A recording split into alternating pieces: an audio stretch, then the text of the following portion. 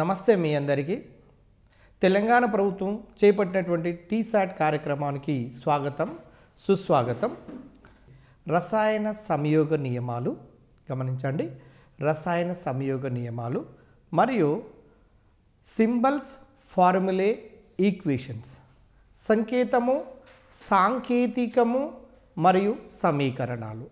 ఈ రెండు అంశాల గురించి మనము ఈ టాపిక్లో చూడబోతున్నాము.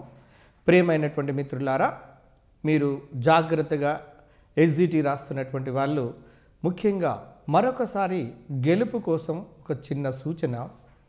మీరు ప్రస్తుతం ఉండబడినటువంటి తెలంగాణ ప్రభుత్వం చేపట్టి 6th, 7th, 8th మరియు 4th దగ్గర నుంచి మొదలుకొని 4th, 5th, 6th, 7th, 8th వరకు టెక్స్ట్ బుక్లను రిఫర్ చేస్తూ వాటి లోపల ఉండబడిన ముఖ్యాంశాలను రాస్తూ అదేవిధంగా టీసాట్ ప్రోగ్రాం ద్వారా రిలే చేస్తున్నటువంటి కార్యక్రమాలను సబ్జెక్ట్ ఎక్స్పర్ట్స్ యొక్క సలహాలను తీసుకుంటూ తర్వాత మీ ఓన్ వే లోపల వెళ్ళినట్లయితే సక్సెస్కు మంచి రహదారి ఏర్పడుతుంది.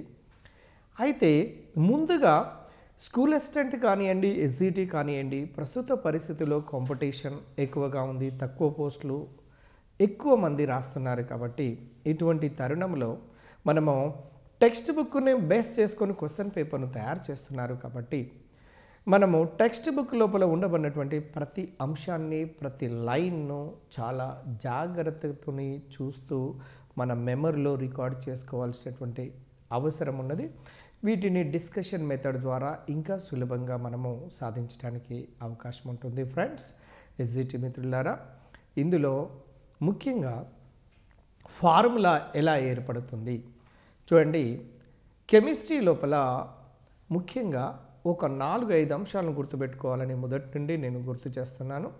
అందులో 1 నుండి 30 మూలకాల వరకు పరమాణు సంఖ్యలు, పరమాణు భారాలు రోజుకు ఒక 10 చొప్పున ఆర్ట్స్ బ్యాక్గ్రౌండ్ కానీ, సైన్స్ బ్యాక్గ్రౌండ్ కానీ తప్పకుండా నేర్చుకోవాలి. 1 నుంచి 30 మూలకాల యొక్క పరమాణు సంఖ్యలు, ద్రవ్యరాశి సంఖ్యలు. రెండవది 1 నుంచి 30 మూలకాల యొక్క ఎలక్ట్రాన్ విన్యాసాలను కూడా రాయటం నేర్చుకున్నట్లయితే చాలా బాగా ఉపయోగపడుతుంది. మూడవది ఆవర్తన పట్టిక లోపల ఉండబడినటువంటి గ్రూపులలో ఫస్ట్ ఏ గ్రూప్లో ఏ మూలకాలు ఉంటాయి, సెకండ్ ఏ, థర్డ్ ఏ, ఫోర్త్ ఏ, వాటిని 5th, 6th, 7th 0 గ్రూప్ దాకా నేర్చుకోవాలి. మరియు వాటి ఆక్సీకరణ స్థితుల గురించి కూడా మనం చూడాలి. గత వీడియోలో వీటికి సంబంధించినటువంటి కొన్ని సూచనలు ఇవ్వటం జరిగింది. మిత్రులారా, మీరు ఒక్కసారి వీటిని బేస్ చేసుకున్న తర్వాత, వీటిని నేర్చుకున్న తర్వాత కెమిస్ట్రీ వద్దన్నా దానంతట అదే మన దారి లోపలికి వచ్చేస్తుంది. ఆటోమేటిక్గా మన మైండ్ లోపలికి ప్రింట్ కావడానికి ఛాన్స్ ఉంది. అందులో ప్రింట్ కావడానికి అవకాశం ఉండే చాప్టర్లలో ఇది ఒక చాప్టర్. ఎందుకంటే దీంట్లో సింబల్ అంటే ఏంటి, ఫార్ములా అంటే ఏంటి, ఈక్వేషన్ అంటే ఏంటి, రసాయనిక శాస్త్రంలో వస్తున్నటువంటి లక్షల మిలియన్ల ఫార్ములాలను ఎలా గుర్తుపెట్టుకోవాలి, ఆ గుర్తుపెట్టుకున్నటువంటి పద్ధతికి సంబంధించినటువంటి క్రిస్ క్రాస్ పద్ధతి గురించి మనం చూడబోతున్నాము.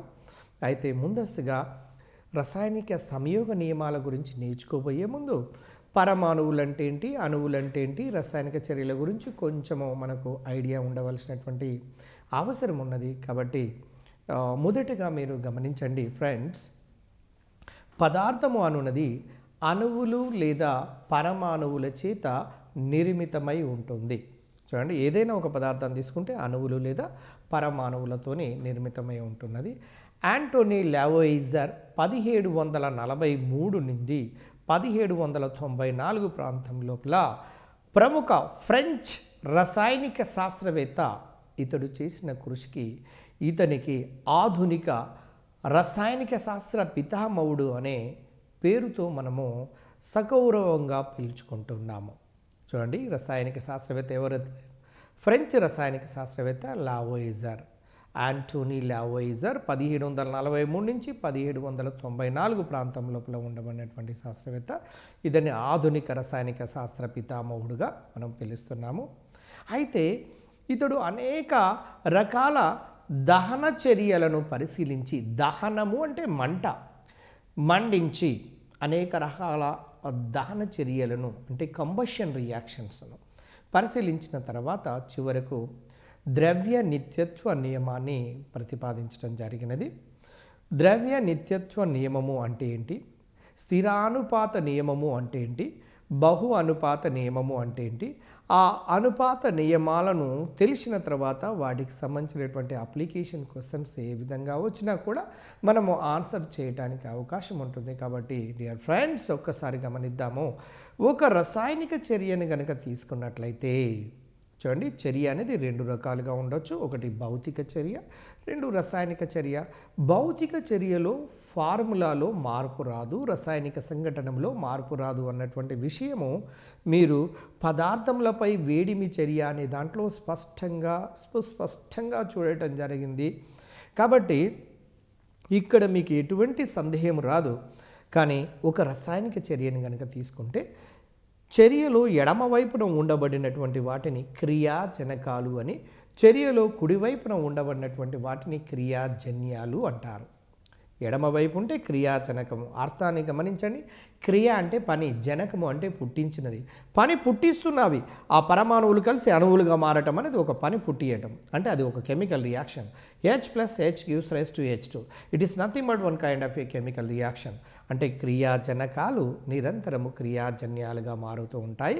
క్రియాజనకాలు క్రియాజన్యాలుగా ఎందుకు మారుతాయి అంటే క్రియాజనకాల యొక్క శక్తి ఎక్కువగా ఉంటుంది. శక్తి ఎక్కువగా ఉంటే వాటి యొక్క స్థిరత్వం తక్కువగా ఉంటుంది. స్థిరత్వం తక్కువగా ఉన్నది కాబట్టి స్థిరత్వం ఎక్కువగా ఉండటం కోసం అణువులుగా లేదా క్రియాజన్యాలుగా మారవలసినటువంటి అవసరం వాటికి ఉన్నది. కాబట్టి రసాయనిక చర్యలలో పాల్గొని క్రియాజన్యాలు అయినటువంటి వాటిని ఏర్పాటు చేస్తుంటాయి. క్రియాజనకాలను ఇంగ్లీష్లో రియాక్టెంట్స్ అంటారు, క్రియాజన్యములను ఇంగ్లీష్లో ప్రోడక్ట్స్ అంటారు. వీటిని గుర్తుంచుకోండి. చర్యలో పాల్గొనేవి క్రియాజనకాలైతే చర్యలో ఏర్పడినవి క్రియాజన్యము అన్నటువంటి విషయం మనకు తెలిసింది. అయితే ఇతడు 100 మిల్లీలీటర్ల స్వేదన జలము లోపలికి సుమారుగా 2 గ్రాముల లెడ్ నైట్రేట్ను కలిపి ద్రావణాన్ని తయారు చేశాడు. అంటే లెడ్ నైట్రేట్ ద్రావణాన్ని తయారు చేసుకొని పక్కకు పెట్టాడు లావైజర్. తర్వాత 100 మిల్లీలీటర్ల స్వేదన జలము అంటే డిస్టిల్ వాటర్ లోపలికి పొటాషియం అయోడైడ్ను కలిపి ద్రావణంగా తయారు చేశాడండి.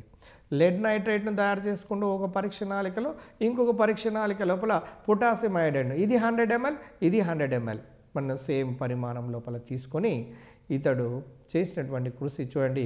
ఒక స్ప్రింగ్ త్రాసు సహాయంతో చర్య జరగక ముందు దాని యొక్క భారాన్ని, చర్య జరిగిన తర్వాత దాని భారాన్ని లెక్కించి చూశాడు. కానీ దాంట్లో ఎటువంటి మార్పు కూడా లేదు. క్రియాజనకాలలో ఎంతైతే భారం ఉన్నదో క్రియాజన్యాలలో కూడా అంతే భారాన్ని కలిగి ఉన్నట్టుగా ఇతడు గమనించడం జరిగినది. కాబట్టి తర్వాత రసాయనిక సంయోగ నియమాలను ప్రవేశపెట్టడం జరిగినది. అందులో రసాయనిక సంయోగ నియమాలలో మొట్టమొదటి రసాయనిక సంయోగ నియమాన్ని కనుక తీసుకొని చూసినట్లయితే మిత్రులారా, మీరు గమనిస్తూనే ఉన్నారు. రసాయనిక సంయోగ నియమాలు స్పెషల్గా మనకు ఒక టాపిక్ ఉన్నది ఎస్జిటి వాళ్ళ కోసం. ఈ రసాయనిక సంయోగ నియమాలను స్పష్టంగా అర్థం చేసుకోవడానికి కోసం మనం ప్రయత్నం చేద్దాం. ఇందులో మొట్టమొదటిది చూడండి, రసాయనిక సంయోగ నియమాలలో 2 లేదా అంతకంటే ఎక్కువ పదార్థాలు కలిసి ఒక కొత్త పదార్థం ఏర్పరచడాన్ని రసాయనిక సంయోగము అంటారు అన్నటువంటి విషయాన్ని గమనించాలి.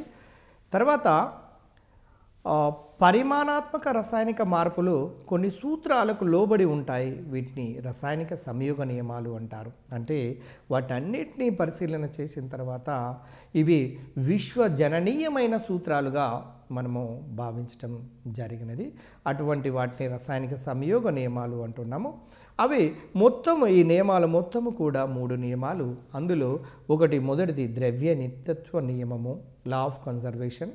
రెండవది స్థిరానుపాత నియమము, చూడండి స్థిర అనుపాత నియమము.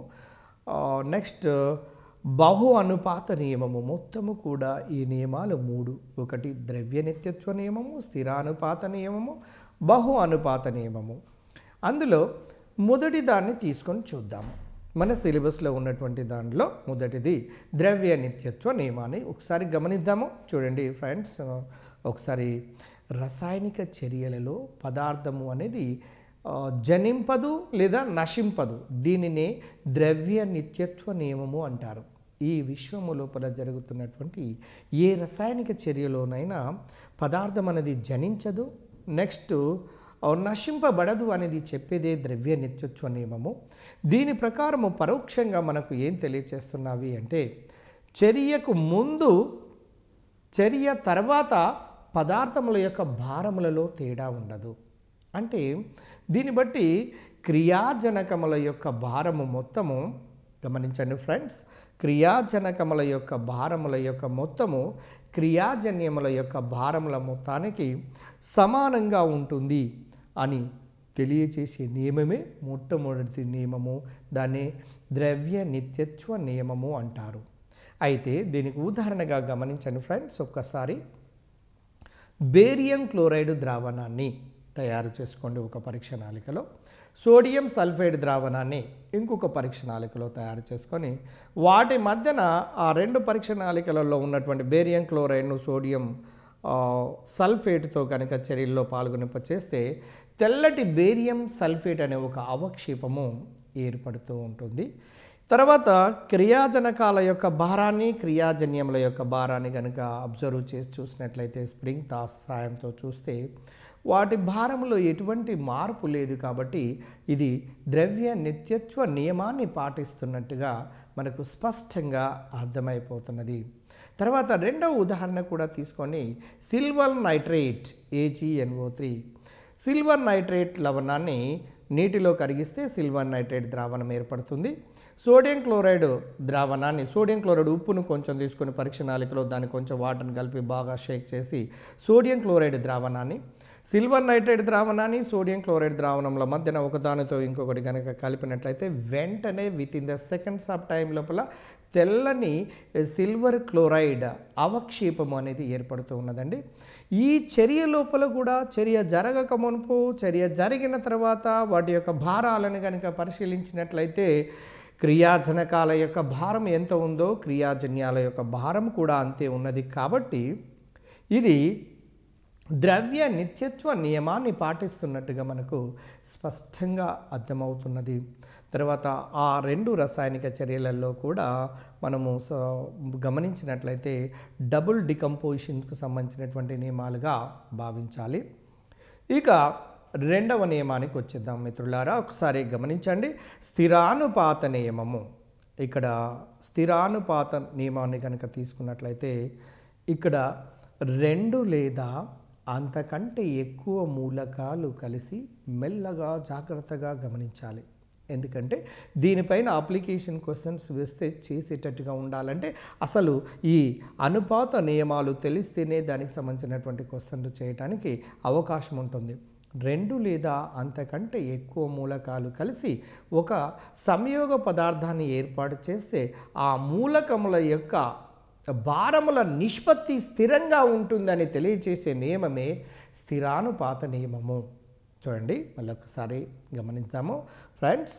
రెండు లేదా అంతకంటే ఎక్కువ మూలకాలు కలిసి ఒక సంయోగ పదార్థాన్ని ఏర్పరిస్తే ఆ మూలకముల యొక్క భారముల నిష్పత్తి స్థిరంగా ఉంటుంది అని తెలియచేసే నియమాన్ని స్థిరానుపాత నియమము అంటారు. ఈ నిష్పత్తి పదార్థము ఏర్పడిన విధానంపై ఆధారపడదు. దీనిని స్థిరానుపాత నియమము అంటారు. ఉదాహరణకు ఆక్సిజన్, హైడ్రోజన్ భారముల యొక్క నిష్పత్తి ఎప్పుడు కూడా 1:2 ఎల్లప్పుడూ స్థిరంగా ఉంటుంది.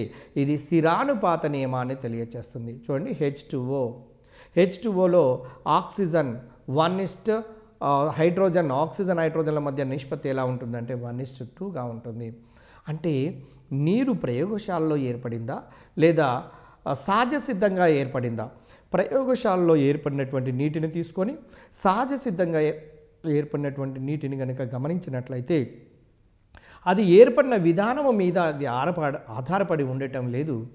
అది ఏ విధంగా ఏర్పడినప్పటికీ కూడా ఆ ఏర్పడిన సమ్మేళనం లోపల ఉండబడినటువంటి మూలక పరమాణు భారాల యొక్క నిష్పత్తి అనేది స్థిరంగా ఉంటుంది అని తెలియచేసే నియమమే స్థిరానుపాత నియమము అని మనకు స్పష్టంగా అర్థమైంది. తర్వాత ఇక మూడవ నియమానికి వచ్చేసినట్లయితే బహు అనుపాత నియమము. చూడండి, బహు అనుపాత నియమము స్థిర భారము కలిగినటువంటి ఒక మూలకంతో, ఏదైనా ఒక స్థిర భారము కలిగినటువంటి ఒక మూలకంతో చర్య పొందే వేరొక మూలకం యొక్క భారములు సరళ పూర్ణాంక నిష్పత్తిలో ఉంటాయి. దీనినే బహు అనుపాత నియమము అంటారు. ఒకసారి గమనించండి.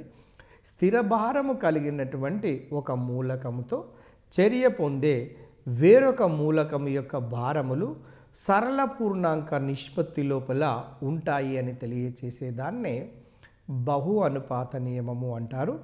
ఇక్కడ కాపర్ ఆక్సిజన్తో చర్య నొందినట్లయితే క్యూప్రిక్ ఆక్సైడ్ మరియు క్యూప్రస్ ఆక్సైడ్లను ఏర్పరుస్తున్నది. ఇప్పుడు ఈ క్యూప్రిక్ ఆక్సైడ్ క్యూప్రస్ ఆక్సైడ్లలో కనుక వాటి రేషియోను కనుక మీరు తీసినట్లయితే మీరు గమనించండి, ఇది ఒకటే కాకుండా నైట్రోజన్ ఆక్సిజన్తో చర్య నొందినప్పుడు ఏర్పరిచే సమ్మేళనాల్లో చూడండి 1:1, 1:2, 1:3 ఈ విధమైనటువంటి ఒక ఖచ్చితమైనటువంటి ఒక నిశ్చితమైనటువంటి నిష్పత్తిని మనము గమనిస్తూ ఉంటుంటాము. కాబట్టి ఫ్రెండ్స్, మీరు దీన్ని ఆధారంగా చేసుకొని మనము దాని లోపల అంటే ఏర్పడుతున్నటువంటి క్యూప్రిక్ ఆక్సైడ్ క్యూప్రస్ ఆక్సైడ్లలో బహు అనుపాత నియమాన్ని కలిగి ఉంటున్నట్లుగా మనకు అర్థమవుతున్నది. ఇప్పుడు మొత్తము నేర్చుకున్నటువంటి నియమాలు మొత్తము 3: స్థిరానుపాత నియమము, బహు అనుపాత నియమము, తర్వాత law of conservation of mass అనేది. లా ఆఫ్ కన్జర్వేషన్ ఆఫ్ మాస్లో ముఖ్యంగా గమనించాల్సింది ఏంటంటే ద్రవ్య నిత్యత్వ నియమము, స్థిరానుపాత నియమము, తర్వాత బహు అనుపాత నియమాలను మూడింటిని నేర్చుకున్న తర్వాత సంకేతము అంటే ఏంటి, ఫార్ములా అంటే ఏంటి, తర్వాత ఫార్ములాలు తెలిసిన తర్వాత సమీకరణాలు ఎలా ఏర్పడుతుంటాయి వాటికి సంబంధించినటువంటి విషయాన్ని మనము ఒకసారి గమనిద్దాము. ఫ్రెండ్స్, చూడండి, ఇప్పుడు ఇక్కడ జాన్ డాల్టన్ యొక్క పరమాణు సిద్ధాంతాన్ని ముందు ఒక్కసారి దాని లోపల ఉండబడినటువంటి ముఖ్యమైనటువంటి ప్రతిపాదనలు చూద్దాము. జాన్ డాల్టన్ పరమాణు సిద్ధాంతం లోపల ఉండబడినటువంటి ముఖ్యమైనటువంటి ప్రతిపాదనలలో పదార్థము పరమాణువులు అనే విభజించలేనటువంటి కణాల చేత నిర్మితమై ఉంటాయి అని తెలియజేశారండి. అతని వరకు, జాన్ డాల్టన్ వరకు పరమాణువులే చివరి చరమ కణాలు అన్నాడు. ఆ తర్వాత తెలిసింది పరమాణువులను కూడా విభజిస్తామని, దాంట్లో కేంద్రకం ఉంటుందని, కేంద్రకంలో ప్రోటాన్లు న్యూట్రాన్లు ఉంటాయని, కేంద్రకం చుట్టూ రుణావేశం కలిగినటువంటి ఎలక్ట్రాన్లు తిరుగుతాయి అన్నటువంటి విషయం. కానీ అప్పటి వరకు మాత్రము సూక్ష్మాతి సూక్ష్మమైనటువంటి కణాలు పరమాణువులే అనే విషయాన్ని చెప్పాడు. ఒక రసాయనిక చర్యలు పరమాణువులను చూడండి సృష్టించలేవు, తర్వాత నాశనము చేయలేవు. అంటే ఇక్కడ రసాయనిక చర్యలలో ఉండబడినటువంటి పరమాణువులు అనేవి నాశనం కావటం కానీ సృష్టింపబడటం అనేది జరగటం లేదు అనేది గుర్తుంచుకోవాలి. రసాయనిక చర్యలలో పరమాణువులు పునర్వ్యవస్థీకరణము జరుగుతూ ఉంటాయి అన్నటువంటి విషయాన్ని తెలియచేశాడు. ఒకే మూలక పరమాణువుల యొక్క ద్రవ్యరాశి రసాయనిక ధర్మాలు ఒకేలాగా ఉంటాయి, కానీ వేరువేరు మూలకాల యొక్క ద్రవ్యరాశులు రసాయనిక ధర్మాలు వేరువేరుగా ఉంటాయని ఈ జాల్టన్ ప్రతిపాదనలో ఉండబడినటువంటి 3వ అంశము. 4వ అంశము, విభిన్న మూలకాలు పరమాణువులు ఒక సరళ పూర్ణాంక నిష్పత్తిలో సంయోగము చెంది ఒక దానికి సంబంధించినటువంటి సమ్మేళనాలను ఏర్పాటు చేస్తున్నాయి అన్నటువంటి విషయాన్ని తెలియచేయటం జరిగింది. ఇక చివరలో ఈ జాన్ డాల్టన్ పరమాణు సిద్ధాంతం లోపల భిన్న నిష్పత్తిలో సంయోగము చెందే మూలక పరమాణువులు విభిన్న సంయోగ పదార్థములను ఏర్పరుస్తుంటాయి అన్నటువంటి విషయాన్ని తెలియచేయటం జరిగింది. ఉదాహరణకు కార్బన్ ఆక్సిజన్తో 1:1, 1:2 నిష్పత్తులలో కలిసి కార్బన్ మోనాక్సైడ్ మరియు కార్బన్ డయాక్సైడ్లను ఏర్పరుస్తాయి అన్నటువంటి విషయాన్ని జాన్ డాల్టన్ అనే మహాశయుడు తన ప్రతిపాదనల ద్వారా బయటికి వివరించడం జరిగినది. తర్వాత ఇంకొక అంశం ఏంటంటే పదార్థము లోపల ఉండబడిన చిన్న కణాలకు పరమాణువులు అని పేరు పెట్టినటువంటి రసాయనిక శాస్త్రవేత్త ఎవరయ్యా అంటే జాన్ డాల్టన్. దానికి కంటే ముందుగా కణాదుడు అనే గొప్ప శాస్త్రవేత్త 2600 సంవత్సరాలకు పూర్వమే భారతీయ ఋషి ఇతను. ఇక్కడ 2600 సంవత్సరాల పూర్వమే భారతీయ ఋషి అయినటువంటి కణాదుడు అనే ఒక గొప్ప వ్యక్తి వైశేషిక సూత్రంతో పరమాణువులకు సంబంధించినటువంటి అంశాలను తెలియచేయటం జరిగినది. అయితే ఇతని ప్రకారము ప్రతి పదార్థము కూడా అణువులు పరమాణువుల చేత నిర్మితమై ఉంటాయి అన్నటువంటిది ఇప్పటి వరకు కూడా అతని తెలియచేసినటువంటి విషయము నిజము అనే విషయం మనకు అర్థమవుతున్నది. ఫ్రెండ్స్, ఇక పరమాణువును యాటమ్ అనే గ్రీక్ పదము నుంచి వచ్చింది. గుర్తుపెట్టుకోండి, పరమాణువు యాటమ్ అనే ఏ లాటిన్ పదమా గ్రీక్ పదమా అని ఆడటానికి ఛాన్స్ ఉంటుంది కాబట్టి గ్రీక్ పదం నుంచి వచ్చింది. ఇది టోమియో నుండి దీన్ని పుట్టింది. విభజించటానికి వీలు లేనిది అనే అర్థాన్ని ఇస్తున్నది ఇక్కడ ఈ గ్రీక్ పదము అనేది. తర్వాత పదార్థమునకు పునాది అనేది పరమాణువులే. ఏదైనా ఒక పదార్థాన్ని తీసుకుంటే దాని పునాది చివరి కణాలు పరమాణువులే అనే విషయం మనకు తెలుసు. మూలకాలు వీటి చేత నిర్మితమై ఉంటాయి. అణువులు, పరమాణువులు, ఆయానులు లేదా ఏది కాదు.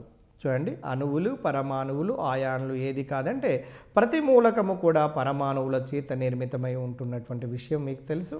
తర్వాత పరమాణువులు కలిసి ఏర్పరిచే పెద్ద కణమునే అణువు అంటారు. మీకు స్పష్టంగా స్క్రీన్ పైన చూడండి. పరమాణువు ప్లస్ పరమాణువు గివ్స్ రైజ్ టు అణువు. పరమాణువులకు అధిక శక్తి తక్కువ స్థిరత్వం ఉంటుంది కాబట్టి శక్తిని తగ్గించుకొని అధిక స్థిరత్వాన్ని పొందడం కోసం అణువులుగా మారుతున్నటువంటి విషయము మనకు స్పష్టంగా అర్థమవుతున్నది. ఒకే రకమైనటువంటి పరమాణువులను కలిగి ఉన్నటువంటి పదార్థాన్ని మూలకము అంటారు. ఒకే రకమైనటువంటి పరమాణువును కలిగి ఉంటే అది మూలకము అంటారు. మూలకము యొక్క స్వభావాన్ని బట్టి లోహాలు, అలోహాలు, అర్ధలోహాలు. ఏ మూలకమైతే సులభంగా ఎలక్ట్రాన్లను కోల్పోతూ ఉంటుందో దాన్ని లోహం అని, ఏ మూలకమైతే సులభంగా ఎలక్ట్రాన్లను గ్రహిస్తూ ఉంటుందో దాన్ని అలోహం అని, ఏ మూలకమైతే ఎలక్ట్రాన్ను కోల్పోవడం మరి గ్రహించడం జరుగుతుందో దాన్ని అర్ధలోహము లేదా మెటలాయిడ్ అనే విషయాన్ని మనకు తెలిసిందే. తర్వాత ఇనుము, రాగి, జింకు, అల్యూమినియం, వెండి మరియు బంగారాలు వేటితో నిర్మితమై ఉంటాయి. ఇనుము మూలకమే, రాగి మూలకమే, జింకు మూలకమే, అల్యూమినియం మూలకమే, వెండి, బంగారం ఇవన్నీ కూడా మూలకాలే. కాబట్టి అణువుల, ఆయానుల, పరమాణువుల, తర్వాత ఇవన్నీ అంటే దాంట్లో జవాబుగా పరమాణువులని వెంటనే జవాబు చెప్పవచ్చు. తర్వాత అణువులు అనేవి మూలకాలలో కానీ సమ్మేళనాల్లో కానీ ఉంటాయి. మూలకాలలో ఉండవచ్చు, తర్వాత సమ్మేళనాల్లో కూడా ఈ అణువులు ఉంటాయి. అయితే ఇక్కడ ఒక చిన్న ప్రశ్న, మూలకాల పేర్లు ఎందుకు అవసరం అంటే ఒకసారి దానికి జవాబుగా గమనించండి. ప్రపంచంలో అన్ని ప్రాంతాల వారికి అర్థం కావాలంటే ఒకే ఒక పేరు అనేది అవసరము. అందువల్లనే అప్పుడు ఆ శాస్త్రము డెవలప్ కావడానికి అవకాశం ఉంటుంది. కాబట్టి మనం ఒకే పేరును ఇచ్చుకుంటున్నాము. ఆ ఒకే పేరుతో హైడ్రోజన్ అనేది ప్రపంచంలోని ఏ దేశానికి వెళ్ళినా హైడ్రోజన్ అని పిలవాల్సిందే. ఆక్సిజన్ని ప్రపంచంలోని ఏ దేశానికి పోయినా ఆక్సిజన్ అని పిలవాల్సిందే. ఇందులో హైడ్రోజన్ అనగా లాటిన్ భాషలో నీరు అనే అర్థము అనే విషయం మీ అందరికీ తెలిసిందే. పూర్వకాలంలో ఆక్సిజన్తో కలిసి ఉన్న ప్రతి అణువులన్నీ పదార్థములకు ఆమ్ల లక్షణాన్ని కలిగి ఉంటుందని నమ్మారు. ఏదైనా సమ్మేళనం లోపల ఆక్సిజన్ ఉంటే ఆమ్ల లక్షణం ఉన్నది అని అన్నారు. ఆక్సిజన్ అంటే ఆమ్లము అని అర్థము. ఆక్సిజనము అంటే ఆమ్లము అనే అర్థము. ఆక్సిజన్కు ఆమ్లత్వానికి ఎటువంటి సంబంధము లేదు అని తర్వాత తెలుసుకోవటం జరిగింది. కాబట్టి మిత్రులారా, ఒక్కసారి దీనికి దానికి మధ్యన ఆక్సిజనము అంటే ఆమ్లాన్ని ఇచ్చేదని అర్థము, హైడ్రోజనము అంటే నీటిని ఇచ్చేదని అర్థము. తర్వాత నెక్స్ట్ ఇంకొక అంశం ఏంటంటే ఆక్సిజన్కు ఆమ్లత్వానికి ఎటువంటి సంబంధము లేదు అన్నటువంటి విషయం కూడా మనకు అర్థమైపోయింది. సూర్యునిలో కనుగొనబడినటువంటి వాయువు పేరు కనుక మీరు చూసినట్లయితే సూర్యుని చూడండి, హీలస్ అంటారు. హీలస్ అంటే ఇక్కడ హీలియం, సూర్యుడు అని అర్థం హీలస్ అంటే.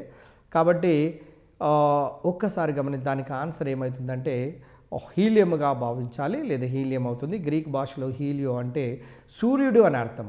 అంటే హీలస్ సూర్యుని లోపల ఉండబడే మూలకము ఇక్కడ హీలియం అనేది మనకు తెలుస్తున్నది. శాస్త్రవేత్తల యొక్క గౌరవాన్ని మూలకాలకు పేర్లు పెట్టడం జరిగింది. మీ అందరికీ తెలుసు ఐన్స్టీన్ అనే శాస్త్రవేత్త పేరు మీదుగా, రూథర్ఫోర్డ్ పేరు మీదుగా, మెండలీఫ్ అనే పేరు మీదుగా. ఆ తర్వాత సంకేతము ఒక మూలకానికి సంకేతం ఉన్నట్లయితే మనకు సులభంగా రసాయనిక శాస్త్రాన్ని అర్థం చేసుకోవడానికి అవకాశం ఉంటుంది. కాబట్టి చూడండి ఫ్రెండ్స్, ఒక్కసారి సంకేతాన్ని ఇలా నేర్చుకోండి. ఒక మూలకాన్ని సంక్షిప్తంగా ఏదైనా ఆంగ్ల అక్షరములతో తెలియచేసినట్లయితే లేదా లాటిన్ అక్షరాలతో తెలియచేసినట్లయితే దాన్ని సంకేతము అంటారు. మూలకాన్ని తెలియచేయటకు సంక్షిప్తంగా తెలియచేసే దాన్ని సంకేతము అంటారు అన్నటువంటి విషయం మీకు అర్థమైంది. బెర్జీలియస్ అనే శాస్త్రవేత్త మూలకాల యొక్క పేర్లను ఆంగ్ల అక్షరంలోని మొదటి అక్షరాలను తీసుకొని సంకేతాలుగా వాడిండు. ఉదాహరణకు oxygen O, nitrogen N, carbon C, sulphur S. ఈ విధంగా ఇతను బెర్జీలియస్ అనే శాస్త్రవేత్త ఆంగ్ల అక్షరాలను తీసుకొని ఆ మొదటి అక్షరం క్యాపిటల్ లెటర్గా రాయటం జరిగింది. సంకేతం లోపల 2 అక్షరాలు కనుక ఉంటే మొదటి దాన్నేమో క్యాపిటల్ లెటర్గా రాయగా రెండవ దాన్ని స్మాల్ లెటర్తో రాస్తున్నటువంటి విషయం మీకు తెలుసు. ఉదాహరణకు కాల్షియం రాసినట్లయితే C క్యాపిటల్, స్మాల్ a చిన్నది. బేరియం లోపల B క్యాపిటల్, స్మాల్ a అనేది చిన్నదిగా మనకు అర్థమవుతున్నది. ఇంగ్లీష్లో 26 అక్షరాలు మాత్రమే కలవు, కానీ మూలకాలు 100 కన్నా ఎక్కువగా ఉన్నాయి. కావున కొన్ని సందర్భాల్లో లాటిన్ భాషను ఆధారంగా చేసుకుని కూడా వాటి పేర్లు పెట్టడం జరిగినది. ఎందుకంటే అప్పట్లో మూలకాలను కనుగొన్న టైం లోపల లాటిన్ శాస్త్రవేత్తలు ఎక్కువగా ఉండటం వల్ల ఆ లాటిన్ భాషకు సంబంధించినటువంటి పదాలను తీసుకొని కొన్ని మూలకాల యొక్క పేర్లను కూడా పెట్టడం జరిగింది. మీ అందరికీ తెలుసు ఇందులోపల కొన్ని మూలకాలను వేటినంటే సోడియంను చూడండి లాటిన్ భాషలో నేట్రియం అంటారు. అందుకోసమే దాని యొక్క సింబల్ Na. వెండిను అర్జెంటమ్ అంటారు Ag తోని. టంగ్స్టన్ ఒలోఫ్రామ్ W తోని. పొటాసియంను కాలియం అంటారు K తోని. అంటే కాపర్ను క్యూప్రమ్ అంటారు Cu తోని. బంగారంను ఆరం అంటారు Au తోని. ఇనుమును ఫెర్రం అంటారు కాబట్టి Fe తోని. లెడ్ను ప్లంబం అంటారు కాబట్టి Pb తోని. ఈ విధమైనటువంటి సింబల్స్తోని లాటిన్ భాషను బేస్ చేసుకుని కూడా కొన్ని మూలకాలకు వాటికి సింబల్స్ని ఇవ్వటం జరిగింది. అయితే ఇందులో ఇవి నేర్చుకునేటప్పుడు పరమాణుకత లేదా అటామిసిటీ అనేది ముఖ్యమైనటువంటి అంశము.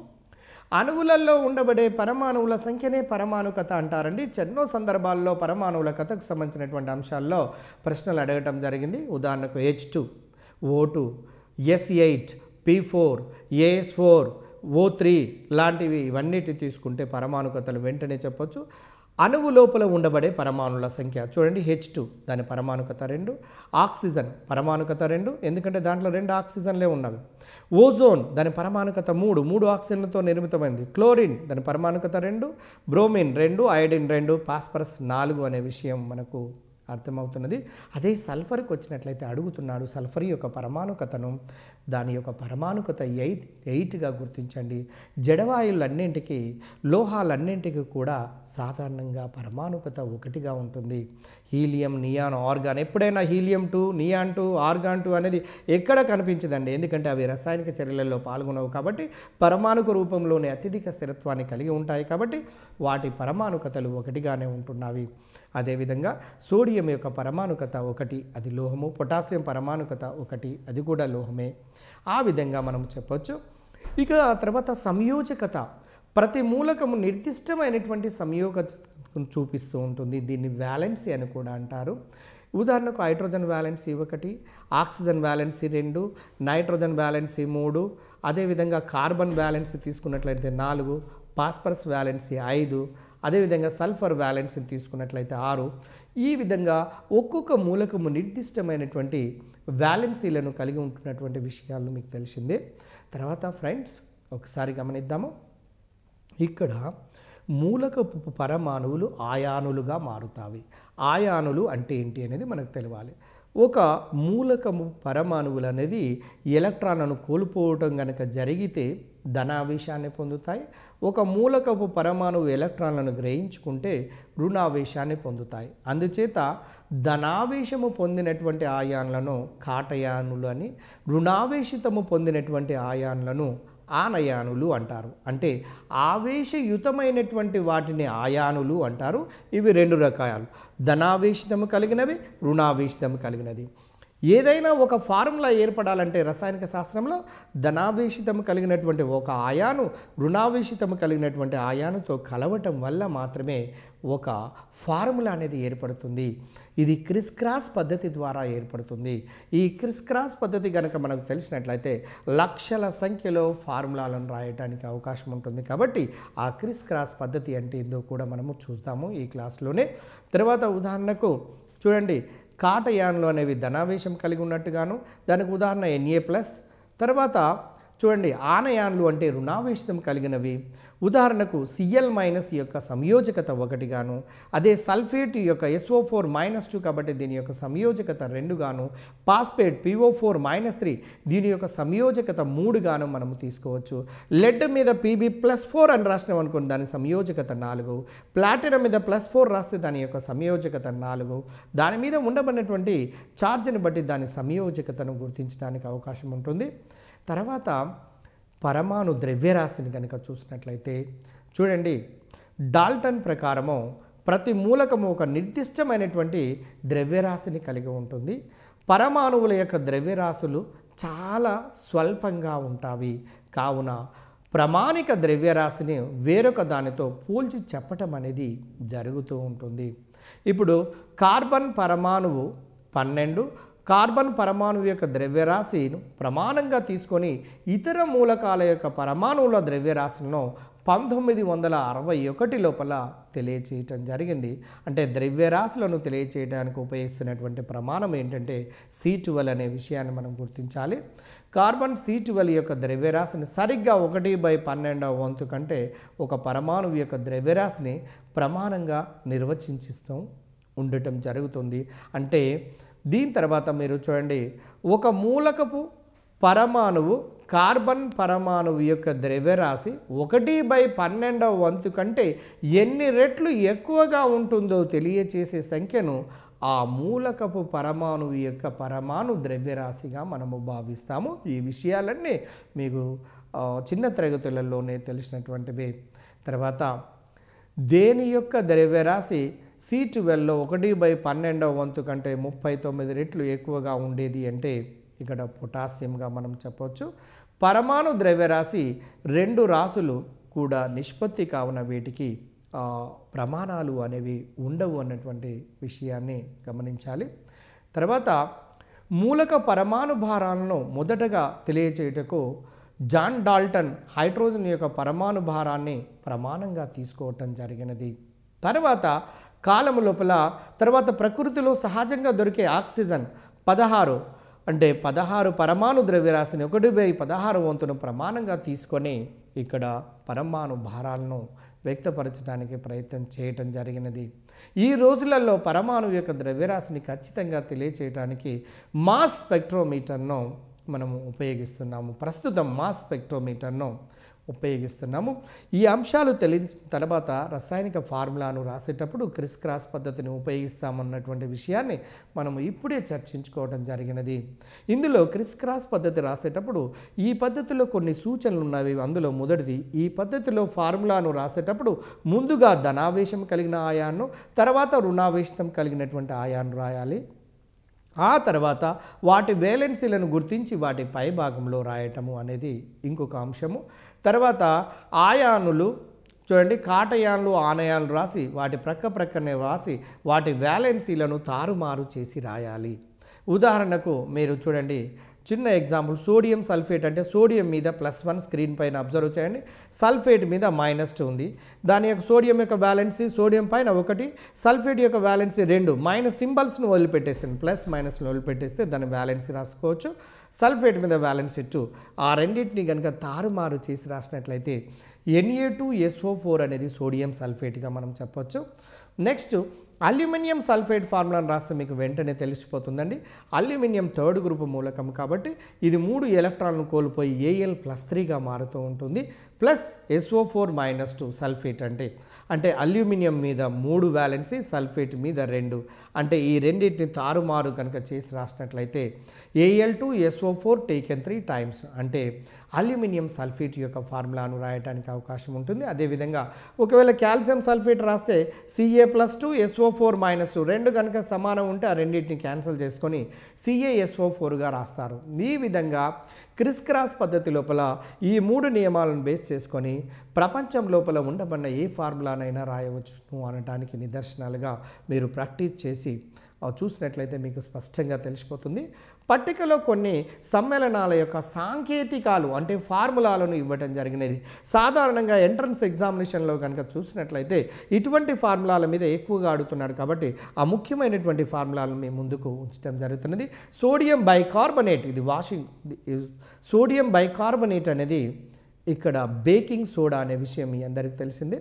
సోడియం హైడ్రాక్సైడ్ Na+OH- రెండు క్యాన్సిల్ అయితే NaOHగా ఏర్పడుతుంది. దీన్ని కాస్టిక్ సోడా అంటారన్నటువంటి విషయం మీకు అందరికీ తెలిసిందే. ఫ్రెండ్స్ ఒక్కసారి గమనిద్దాము. Copper sulphate Cu+2 plus SO4-2 రెండు క్యాన్సిల్ అయితే CuSO4గా మారుతూ ఉంటుంది. సిల్వర్ నైట్రేట్ ఫార్ములాను కనుక తీసుకుంటే Ag+NO3-2 ఈక్వల్గా ఉన్నాయి కాబట్టి చార్జెస్ క్యాన్సిల్ అయితే AgNO3గా మారుతున్నవి. ప్రధానమైనటువంటి సమ్మేళనాలు కొన్నిటిని మీకు ఇక్కడ ఇవ్వటం జరిగినది. తర్వాత సల్ఫ్యూరిక్ ఆమ్లము మీరు చూడండి H+SO4-2 రెండింటిని క్రిస్ క్రాస్ పద్ధతిలో రాస్తే H2SO4.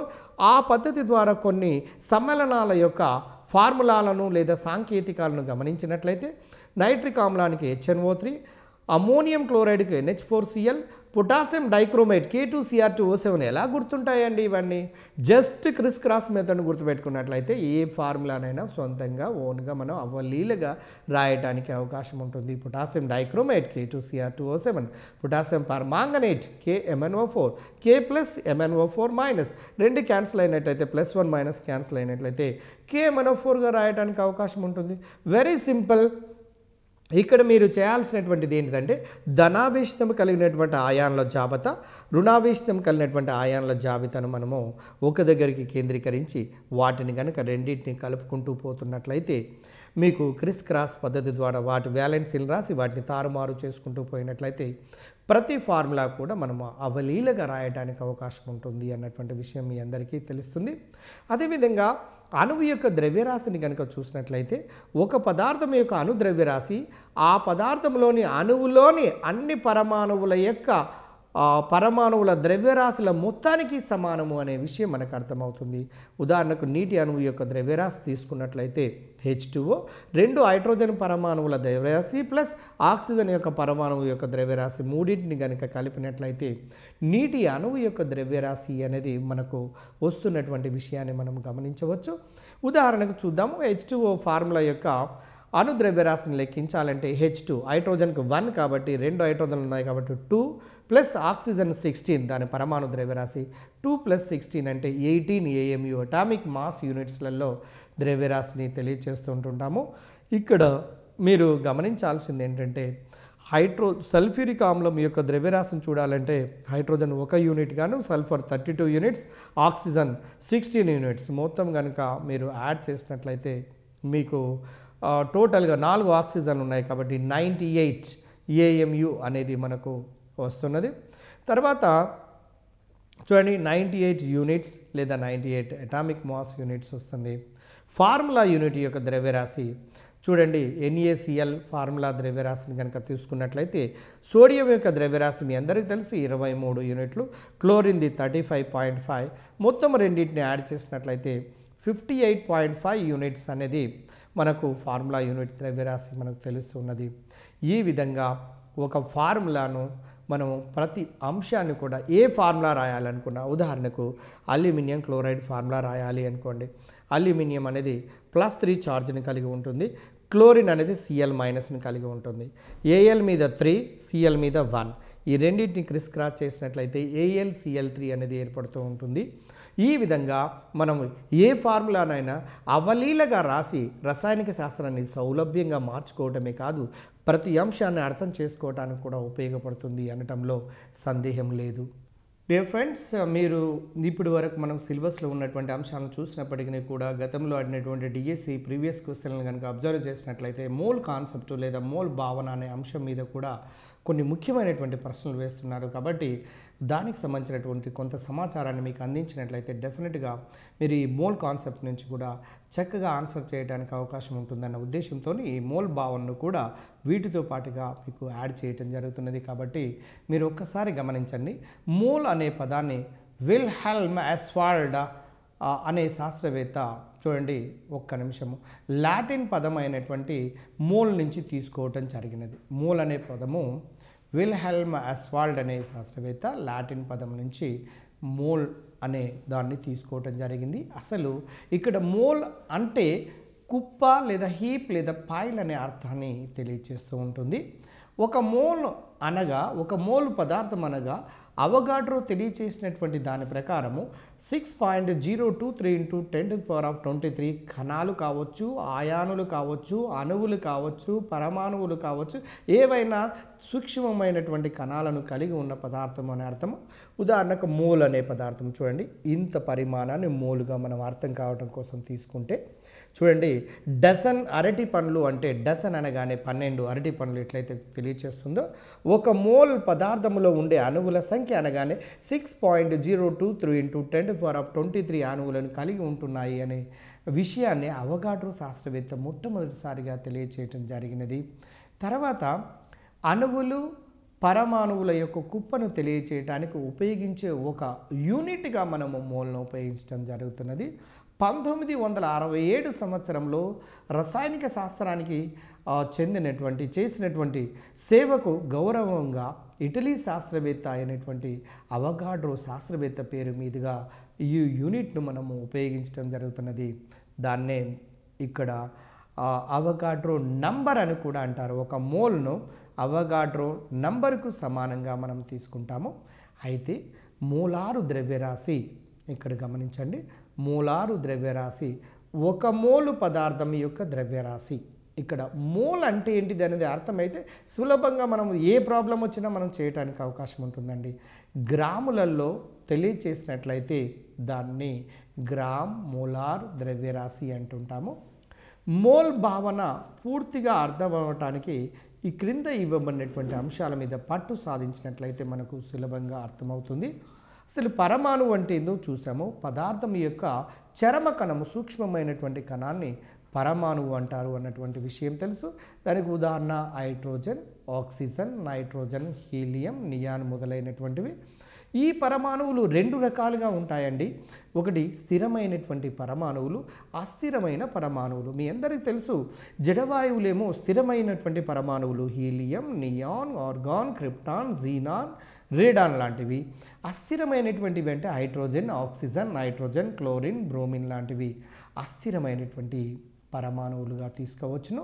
అయితే స్థిరమైనటువంటి పరమాణువులను గమనిద్దాము. ఈ పరమాణువుల యొక్క వేలెన్సీలో వాటి యొక్క చివరి కక్షలో 2 లేదా 8 ఎలక్ట్రాన్లు కనుక ఉంటే వాటిని స్థిరమైనటువంటి పరమాణువులుగా భావించడం జరుగుతున్నది. Helium, neon, argon, krypton, xenon, రేడాన్లు వీరి కావలసినన్ని ఎలక్ట్రాన్లు వాటి వేలెన్సీలో ఉండటం వల్ల, అష్టకాన్ని నిండి ఉండటం వల్ల, డూప్లికేట్ ఎలక్ట్రాన్ కాన్ఫిగరేషన్ కలిగి ఉండటం వల్ల, అవి అత్యధిక స్థిరత్వాన్ని కలిగి ఉండటం వల్ల అవి రసాయనిక చర్యల్లో పాల్గొనటం లేదు అన్నటువంటి నగ్న సత్యం మీ అందరికీ తెలిసినటువంటి విషయమే. అదేవిధంగా అస్థిరమైనటువంటి పరమాణువులను కనుక తీసుకున్నట్లయితే వాటి పరమాణువుల యొక్క వేలెన్సీ కక్షలో, ఇది మధ్య భాగంలో కేంద్రకం ఉంటే ఇవన్నీ కక్షలు అనుకుంటే చివరి కక్షను వేలెన్సీ కక్ష అంటాము. ఆ వేలెన్సీ కక్ష లోపల అష్టకాన్ని నిండి ఉండకపోయినట్లయితే వాటిని అస్థిరమైనటువంటి పరమాణువులు అంటారు. ఉదాహరణకు ఆక్సిజన్, నైట్రోజన్ మొదలైనటువంటి వాటిని మనం అస్థిరమైన పరమాణువులుగా తీసుకోవచ్చును. తర్వాత అణువులను, పరమాణువుల సముదాయాన్ని అణువులు అంటారు అన్నటువంటి విషయాన్ని మనం ఇప్పుడే చూసాము. H2O2, N2, Cl2, F2, P8, sulphur మొదలైనటువంటి ఈ అణువులను అన్నిటిని కూడా మనము అణువులుగా తీసుకోవచ్చు. తర్వాత పరమాణు భారము మనము ఇప్పుడే గమనించడం జరిగినది. కార్బన్ యొక్క పరమాణు భారంలో 1/12 వంతు కంటే ఎన్ని రెట్లు ఎక్కువగా ఉంటుందో తెలియచేసే దాన్ని ఆ సంఖ్యను పరమాణు భారంగా తెలియజేస్తున్నాము. ఆక్సిజన్ యొక్క పరమాణు భారము 16 అనే విషయము, నైట్రోజన్ యొక్క పరమాణు భారము 14 అనే విషయం తెలుసు. తర్వాత గ్రాము పరమాణు భారము తెలిస్తే మోల్ కాన్సెప్ట్ ఈజీ అవుతుందండి. పరమాణు భారాన్ని గ్రాములలో తెలియజేస్తే దాన్ని గ్రాము పరమాణు భారము అంటారు. ఉదాహరణకు చూద్దాము. ఆక్సిజన్ యొక్క పరమాణు భారము 16 కదా, అప్పుడు 16 గ్రాముల ఆక్సిజన్ను గ్రాము పరమాణు భారము అంటారు. హైడ్రోజన్ కనుక తీసుకుంటే 1 గ్రాము, ఆక్సిజన్ను తీసుకున్నట్లయితే 16 గ్రాములు, అదేవిధంగా నైట్రోజన్ తీసుకున్నట్లయితే 14 గ్రాములు. ఈ విధంగా మనము వాటి యొక్క గ్రాము పరమాణు భారాలను తెలుసుకోవచ్చు. పరమాణు భారాన్ని గ్రాములలో తెలియచేయటం. ఆక్సిజన్ పరమాణు భారం 16 కాబట్టి 16 AMU కాబట్టి గ్రాము పరమాణు భారం అన్నప్పుడు 16 గ్రామ్స్. నైట్రోజన్ 14 AMU కాబట్టి 14 గ్రామ్స్. అంటే గ్రాము పరమాణు భారం అనేది 1 మోలుకు సమానం అండి. ఇక్కడ గుర్తుపెట్టుకోవాల్సినటువంటి ఒక అంశం ఏంటంటే గ్రాము పరమాణు భారం అనేది 1 మోలుకు సమానము. అదేవిధంగా గతంలో మనం అణుభారాన్ని గురించి కూడా చూడటం జరిగినది. అణుభారమును H2O అణుభారము 18 AMU అన్నటువంటి విషయం మీకు తెలుసు. దాని గ్రాము అణుభారాన్ని కనుక తీసుకుంటే 18 గ్రామ్స్. అణుభారాన్ని గ్రాములలో వ్యక్తపరిస్తే దాని గ్రాము అణుభారము, గ్రామ్ మాలిక్యులర్ వెయిట్ అంటారు. అయితే ఇక్కడ గ్రాము అణుభారము 1 మోలుకు సమానము, గ్రాము పరమాణు భారము కూడా 1 మోలుకు సమానము అన్నటువంటి విషయాన్ని మనము గమనించాలి. ఇప్పుడు ఇక్కడ ఒక చిన్న ఉదాహరణను గమనిద్దాము. అమ్మోనియా యొక్క ఫార్ములాను తీసుకొని చూద్దాము. NH3 NH3 యొక్క అణుభారం ఎంత అంటే 17 AMU. దాని యొక్క గ్రాము అణుభారం అంటే 17 గ్రామ్స్. మీథేన్ను కనుక తీసుకుంటే CH4, దాని యొక్క అణుభారము కార్బన్కు 12, 4 హైడ్రోజన్లకు 4 అంటే 12 + 4 16 AMU. అంటే దాని యొక్క గ్రాము అణుభారాన్ని తీసుకుంటే మీథేన్కు 16 గ్రామ్స్. అదేవిధంగా గ్లూకోజ్ను కనుక తీసుకున్నట్లయితే C6H12O6 దాన్ని లెక్కించండి. ఒక కార్బన్కు 12, హైడ్రోజన్కు 1, ఆక్సిజన్కు 16 చొప్పున లెక్కిస్తే 180 AMU వస్తుంది. గ్రాము అణుభారాన్ని చూస్తే 180 గ్రామ్స్. అదేవిధంగా మిగిలినటువంటి వాటన్నిటి కూడా మనము లెక్కించవచ్చు. వాటి యొక్క అణుభారము, గ్రాము అణుభారములు కనుక తెలిస్తే గ్రాము అణుభారం అనేది 1 మోలుకు సమానం అనేటువంటి విషయాన్ని మనము అర్థం చేసుకున్నట్లయితే చాలా సులభంగా. దీనితో పాటు ప్రమాణ ఉష్ణోగ్రత పీడనాలు చాలా ముఖ్యమైనవండి. ఇక్కడ మోల్ అనే పదం అర్థం కావాలంటే, ఎందుకంటే దీనికి రిలేటెడ్గా ఎన్నో ప్రశ్నలు గత డిఎస్సిలో అడిగాడు కాబట్టి ఖచ్చితంగా సిలబస్లో మెన్షన్ చేసినా చేయకపోయినా వీటికి సంబంధించినటువంటి అప్లికేషన్ రూపంలో క్వశ్చన్ అడుగుతున్నాడు కాబట్టి నేర్చుకోవాల్సినటువంటి అవసరం ఉన్నది. స్టాండర్డ్ టెంపరేచర్ ప్రెషర్ లేదా నార్మల్ టెంపరేచర్ ప్రెషర్ అంటారు. STP లేదా NTP అంటారండి. స్టాండర్డ్ టెంపరేచర్ ప్రెషర్ అన్నా NTP అన్నా ఒకటే. అయితే ప్రమాణ ఉష్ణోగ్రత అంటే 0 డిగ్రీ సెంటిగ్రేడ్ లేదా 273 కెల్విన్స్ను ప్రమాణ ఉష్ణోగ్రత అంటారు. ప్రమాణ పీడనం అంటే 1 అట్మాస్ఫియర్ పీడనము లేదా 76 సెంటీమీటర్ల HG లేదా 76 మిల్లీమీటర్ల HG పీడనాన్ని ప్రమాణ పీడనము అంటారు. 1 మోల్ గురించి మాట్లాడేటప్పుడు STP NTPను ప్రతిసారి మనము నిర్దిష్టంగా తెలియజేస్తాం కాబట్టి ఈ STP standard temperature pressure, normal temperature pressure అనేది తెలిసి ఉండాలి. దానితో పాటుగా గ్రామ్ మోలారు ఘన పరిమాణము, 1 మోలు వాయువు ఆక్రమించే ఘన పరిమాణాన్ని, ఏదైనా 1 మోలు పరిమాణం ఎంత ఉన్నది అనుకున్నాం, అది ఆక్రమించే ఘన పరిమాణాన్ని గ్రామ్ మోలారు ఘన పరిమాణము అంటారండి. గ్రాము మోలారు ఘన పరిమాణం అనేది 1 మోలుకు సమానము. అయితే దీని యొక్క విలువ 22.4 లీటర్లు. ఒకవేళ లీటర్లకు మిల్లీలీటర్ లోపలికి మార్చినట్లయితే లీటర్ ఈజ్ ఈక్వల్ 1000 ml కాబట్టి 22,400 mlగా మనము లెక్కించవచ్చు. తర్వాత అవగాడ్రో నియమాన్ని కనుక చూసినట్లయితే నిర్దిష్ట ఉష్ణోగ్రత పీడనాల వద్ద సమాన ఘన పరిమాణము కలిగి ఉన్న అన్ని వాయువులలో సమాన సంఖ్యలో అణువులను కలిగి ఉంటాయి అని తెలియచేసేదాన్ని అవగాడ్రో నియమము అంటారండి. ఉదాహరణకు చిన్న ఉదాహరణ చూడండి. నిర్దిష్ట ఉష్ణోగ్రత పీడనాలు అంటే టెంపరేచర్ ప్రెషర్ రెండింటిని కాన్స్టెంట్ ఉంచినట్లయితే ఆ రెండింటిని కాన్స్టెంట్ ఉంచి 1 లీటర్ నత్రజని అణువు లోపల అణువుల సంఖ్య స్మాల్ n అయితే అదే సమాన ఉష్ణోగ్రత పీడనాల వద్ద అదే 1 లీటర్ వాయువును కనుక తీసుకొని హైడ్రోజన్లో అణువుల సంఖ్య చూసినట్లయితే స్మాల్ nగానే ఉంటున్నవి. ఈ విధమైనటువంటి నియమాన్ని అవగాడ్రో నియమము అంటారండి. అంటే నిర్దిష్ట ఉష్ణోగ్రత పీడనాల వద్ద సమాన ఘన పరిమాణము కలిగి ఉన్నటువంటి అన్ని వాయువులలో సమాన సంఖ్యలో అణువులను కలిగి ఉంటున్నది అని తెలియజేసే నియమాన్ని అవగాడ్రో నియమము అంటారు. కాబట్టి దాని ప్రకారమే మీకు ఈ ఉదాహరణ మీకు అర్థమైపోతున్నది. బెర్జీలియస్ యొక్క సిద్ధాంతం ఏం చెప్తుంది అంటే స్థిరమైనటువంటి ఉష్ణోగ్రత పీడనాల వద్ద సమాన ఘనపరిమాణం కలిగినటువంటి వాయువులన్నీ సమాన సంఖ్యలో పరమాణువులను కలిగి ఉంటాయి అని తెలియచేసేది బెర్జీలియస్ సిద్ధాంతం ప్రకారం ప్రవేశపెట్టినటువంటి విషయం ఇది బెర్జీలియస్ సిద్ధాంతం ఏమో పరమాణువులకైతే అక్కడ అవగాడ్రో అనేది ఏమో అణువులకు సంబంధించినటువంటి విషయంగా మనము భావించాలి. అవగాడ్రో సంఖ్య అంటే ఏందో చూడండి. 6.023 × 10⁻23 అణువుల సంఖ్యను అవగాడ్రో సంఖ్య అంటారు. దీన్ని క్యాపిటల్ Nతోని సూచిస్తూ ఉంటుంటాము. గ్రాము పరమాణువులో ఉండే పరమాణువుల సంఖ్య దేనికి సమానము అంటే అవగాడ్రో సంఖ్యకు సమానంగా ఉంటున్నది. మీరు ఒక్కసారి గమనించుదాము. ఆక్సిజన్ తీసుకొని 16 గ్రామ్స్ ఆక్సిజన్లో ఆక్సిజన్ అంటే O, దాని పరమాణు సంఖ్య 8, పరమాణు భారము 16 అంటే గ్రాము పరమాణు భారము 16 గ్రామ్స్. 16 గ్రాముల ఆక్సిజన్ లోపల ఎన్ని పరమాణువులను కలిగి ఉంటాయంటే 6.023 × 10⁻23 పరమాణువుల నుండి, అణువులు కాదు ఇక్కడ, 16 గ్రాముల ఆక్సిజన్ లోపల 6.023 × 10⁻23 పరమాణువులను కలిగి ఉంటాయి. గ్రాము అణుభారములో అవగాడ్రో సంఖ్యలో అణువులను కలిగి ఉంటాయి. ఉదాహరణకు 32 గ్రాముల ఆక్సిజన్ తీసుకోండి, O2 తీసుకుందామండి. O + O gives rise to O2. O2 అనేది అణువు యొక్క భారాన్ని తీసుకుంటే 32 AMU. దాని గ్రాము అణుభారాన్ని తీసుకుంటే 32 గ్రామ్స్.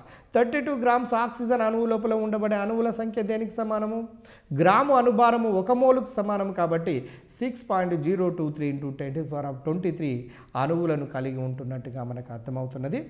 తర్వాత మోల్ సిద్ధాంతము తెలుసుకునేటప్పుడు ఇక్కడ మోల్ల సంఖ్య కావాలి అంటే భారము బై అణుభారాన్ని చేసినట్లయితే పదార్థం యొక్క మోల్ల సంఖ్య తెలుసుకోవడానికి అవకాశం ఉంటుంది. పదార్థం యొక్క మోల్ల సంఖ్య పదార్థం యొక్క భారము బై పదార్థం యొక్క అణుభారాన్ని కనుక వేసినట్లయితే దాని లోపల ఉండబడే మోల్ల సంఖ్యను తెలుసుకోవచ్చు.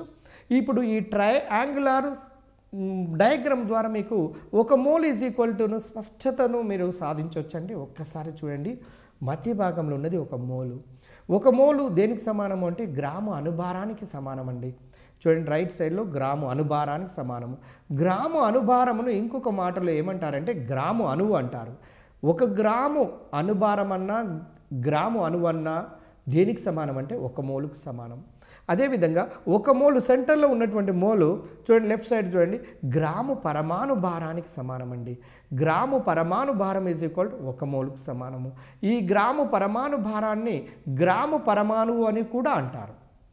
అంటే గ్రాము పరమాణువు దేనికి సమానం అవుతుందంటే 1 మోలుకు సమానం అవుతుంది అన్నటువంటి విషయాన్ని గమనించాలి. ఘనపరిమాణంగా చూసినట్లయితే 1 మోలు అనేది ఎన్ని లీటర్లను ఆక్రమిస్తుంది STP వద్ద అంటే ప్రమాణ ఉష్ణోగ్రత పీడనాల వద్ద 22.4 లీటర్స్ ఘనపరిమాణాన్ని కలిగి ఉంటున్నట్టుగా మనకు అర్థమవుతుంది. దాని లోపల ఉండబడే అణువుల సంఖ్య కూడా 6.023 × 10⁻23 అణువులను తెలియజేస్తుంది. అదేవిధంగా పరమాణువుల సంఖ్యను తెలుసుకోవాలంటే పరమాణుకత × 6.023 × 10⁻23 అనేది మనకు తెలియజేస్తున్నది ఈ ట్రయాంగులర్ డయాగ్రామ్ ద్వారా. తర్వాత చూడండి, ఈ చిన్న డయాగ్రామ్ను ఒక్కసారి గమనించండి. 1 మోలు O2 వాయు అణువులు అనేది 1 మోలు O2 అంటే అణువు, O అంటే పరమాణువు, O2 అన్నప్పుడు అణువును తీసుకుంటున్నాము కాబట్టి ఇక్కడ గమనించండి. 1 మోల్ O2 = దీనికి ఎన్ని అణువులకు సమానం అంటే 1 మోల్ O2 అనేది 1 మోలుకు సమానమే కాబట్టి ఆ 1 మోలు పదార్థంలో ఉండే కణాలు దేనికి సమానము అంటే 6.023 × 10⁻23 అణువులకు సమానం. అది అవగాడ్రో సంఖ్య అంటారు. దాన్నే క్యాపిటల్ Nతో సూచిస్తాము. 1 మోలు O2 అనేది ఎంత ఘనపరిమాణాన్ని కలిగి ఉంటుందో లెఫ్ట్ సైడ్లో ఒకసారి చూడండి, 22.4 లీటర్ల ఘనపరిమాణాన్ని కలిగి ఉంటుంది. అదేవిధంగా దాని యొక్క భారాన్ని 1 మోలు O2 యొక్క భారము ఎంత ఉంటుందంటే 32 గ్రాముల ఆక్సిజన్కు సమానము అనేది మనకు తెలియచేస్తుంది. ఈ విధంగా 1 మోలు పదార్థాన్ని మనము గుర్తించాలి అంటే చూడండి డియర్ ఫ్రెండ్స్, మోల్ అనేది పరమాణువుల సంఖ్య లేదా అణువుల సంఖ్యను తెలియచేయవచ్చు. ఇక్కడ అడుగుతున్న పదాన్ని బట్టి మనం గమనించాలి. ఇప్పుడు చూడండి, O2 అనే దాన్ని తీసుకుంటే దాని యొక్క అణుభారము 32 కాబట్టి 32 ఏఎంయు కాబట్టి అటామిక్ మాస్ యూనిట్స్, గ్రామ అణుభారం 32 గ్రాములు కాబట్టి 32 గ్రాముల ఆక్సిజన్ లోపల ఎన్ని అణువులు ఉంటాయంటే 6.023 × 10⁻23 అణువులు ఉంటాయి. ఒకవేళ O2 బదులుగా ఓనే తీసుకున్నాము అనుకుందాం. ఓ తీసుకున్నప్పుడు దీని పరమాణు భారం 16 అండి, 16 ఏఎంయు. దాని గ్రాము పరమాణు భారం 16 గ్రామ్స్. 16 గ్రామ్స్ అనేది గ్రాము పరమాణు భారం అనేది 1 మోలుకు సమానం కాబట్టి 16 గ్రాముల ఆక్సిజన్ అనేది 1 మోలుకు సమానము. ఇక్కడ 1 మోలు ఆక్సిజన్ లోపల ఉండబడే పరమాణువుల సంఖ్య ఎంత అంటే ఇక్కడ పరమాణువులు, ఎందుకంటే మనము ఇక్కడ తీసుకున్నటువంటిది గ్రాము పరమాణు భారం తీసుకున్నాము కాబట్టి 6.023 × 10⁻23 ఆ పరమాణువులను కలిగి ఉంటున్నట్టుగా మనకు తెలియచేస్తుంది. ఇది మోల్ కాన్సెప్ట్కు సంబంధించినటువంటి అంశం అండి. ఈ మోల్ కాన్సెప్ట్ బేస్ మీద ఎన్నో సందర్భాల్లో మీరు ప్రీవియస్ లోపల డిఎస్సి లోపల అడిగినటువంటి ప్రశ్నలు ఒకసారి గమనించి చూడండి, మీకు స్పష్టంగా అర్థమైపోతుంది. 1 మోలు వాయువు లోపల ఉండబడే అణువుల సంఖ్య ఎంత? అవగాడ్రో సంఖ్యకి సమానము, 6.023 × 10⁻23కి సమానము. గ్రాము అణుభారము లోపల ఉండబడే అణువుల సంఖ్య ఎంత? 6.023 × 10⁻23 అణువులకు సమానము. గ్రాము పరమాణు భారము లోపల ఉండబడే పరమాణువుల సంఖ్య ఎంత? 6.023 × 10⁻23 పరమాణువులకు సమానము. ఉదాహరణకు మీథేన్ను తీసుకున్నాము, CH4 యొక్క అణుభారము 16 ఏఎంయు. దాని గ్రాము అణుభారాన్ని తీసుకున్నట్లయితే 16 గ్రామ్స్.